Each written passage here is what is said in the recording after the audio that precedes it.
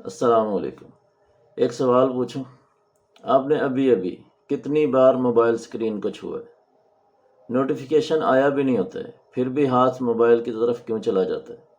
اور سب سے عجیب بات پتہ کیا ہے؟ کہ ہم موبائل نہیں چیک کرتے، موبائل ہمیں چیک کر رہا ہوتا ہے۔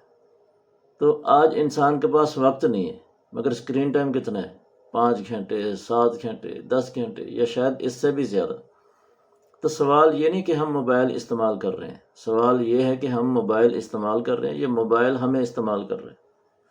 آپ کہتے ہیں بس 1 منٹ کے لیے واٹس ایپ کھولتے ہیں، پھر یوٹیوب پہ چلے جاتے ہیں، پھر ریلز، پھر شارٹس، پھر فیس بک، اور پتہ نہیں کیا کچھ، اور جب ہوش آتا ہے تو کیا ہے، گھنٹوں گزر چکے ہوتے ہیں۔ یہ کمزوری نہیں ہے، یہ ایک ڈیزائن ہے۔ دنیا کی بڑی بڑی کمپنیاں آپ کی توجہ خرید رہی ہیں۔ تو یہ یاد رکھیں کہ شیطان انسان سے گناہ ہمیشہ زبردستی نہیں کرواتا ہے، کبھی وہ اسے صرف مصروف رکھ دیتا ہے۔ نہ تلاوت ہے، نہ فکر ہے، نہ دعا، نہ تنہائی میں اللہ سے باتیں، صرف کیا ہے، سکرول سکرول سکرول۔ تو اللہ قرآن میں کیا فرماتا ہے؟ الہاکم التکاثر، تمہیں کثرت کی چاہت نے غافل کر دیا۔ پہلے انسان کیا کرتا تھا؟ مال میں الجھتا تھا، آج انسان معلومات میں بھی الجھ گیا۔ پہلے لوگ بازاروں کے اندر گم ہوتے تھے، اور آج کیا ہے؟ لوگ سکرین کے اندر گم ہیں۔ اور آپ کو یہ لگتا ہے کہ موبائل آپ اپنی مرضی سے کھولتے ہیں؟ نہیں، ہر نوٹیفیکیشن آپ کے دماغ میں ڈوپامین چھوڑتا ہے۔ یعنی وہ ڈوپامین کیا ہے؟ وہ کیمیکل جو نشہ کرتے وقت بھی دماغ خارج کرتا ہے۔ جی ہاں، یہ سائنسی حقیقت ہے۔ یعنی ایک چھوٹی سی خوشی کا احساس، اور دماغ اس خوشی کا عادی ہو جاتا ہے۔ اسی لیے آپ نماز میں کھڑے ہوتے ہیں، خیالات آتے ہیں، قرآن کھولتے ہیں تو دل نہیں لگتا ہے، مگر موبائل پر کئی گھنٹے کچھ پتہ ہی نہیں چلتا۔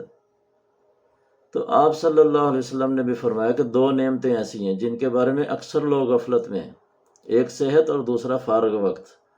تو سوچیں، ہماری صحت کدھر جا رہی ہے؟ آنکھیں، نیند، دماغ، اور ہمارا فارغ وقت کسی اور کی ویڈیو کو دے رہے۔ تو قیامت کے دن اگر ہم سے یہ پوچھا جائے گا کہ وقت کہاں گزارا ہے، تو کیا جواب دیں گے ہم؟ کہ یا اللہ، میں نے اپنی پوری زندگی سکرول کر دی۔ تو موبائل مسئلہ نہیں ہے، خالی دل مسئلہ ہے۔ جب دل اللہ سے خالی ہو جاتا ہے نا، تو وہ خود کو بھرنے کے لیے شور تلاش کرتا ہے، اور موبائل انسان کے اندر کے شور سے بچنے کا آسان طریقہ ہے۔ اسی لیے ہم تنہا ہوتے ہی کیا کرتے ہیں؟ موبائل کھول لیتے ہیں، کیونکہ ہمیں اپنے خیالات سے ملنے سے ڈر لگتا ہے۔ اب سوال ہے، کیا موبائل چھوڑ دیں؟ نہیں، اسلام ترک دنیا نہیں سکھاتا ہے، اسلام کنٹرول سکھاتا ہے۔ پہلا حل کیا ہے؟ نماز زون۔ نماز سے 10 منٹ پہلے موبائل سائلنٹ پر الٹا رکھ دیں، یہ دماغ کو ڈیٹاکس دے گا۔